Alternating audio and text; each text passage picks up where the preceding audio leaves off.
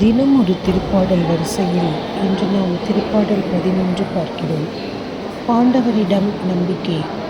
நான் ஆண்டவரிடம் அடைக்கலம் புகுந்துள்ளேன்.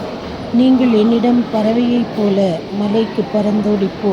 ஏனெனில் இதோ பொல்லார் வில்லை வளைக்கின்றனர், நாணில் அன்பு தொடுக்கின்றனர், நேரிய உள்ளத்தார் மீது இருளில் அம்பு எய்து பார்க்கின்றனர். அடித்தளங்களே தகர்த்தப்படும் பொழுது நேர்மையாளரால் என்ன செய்ய முடியும் என்று சொல்வது எப்படி? ஆண்டவர் தம் தூய கோவிலில் இருக்கின்றார். அவரது அரியணை விண்ணுலகில் இருக்கின்றது. அவர் கண்கள் உற்று நோக்குகின்றன. அவர் விழிகள் மானிடரை சோதித்தருகின்றன.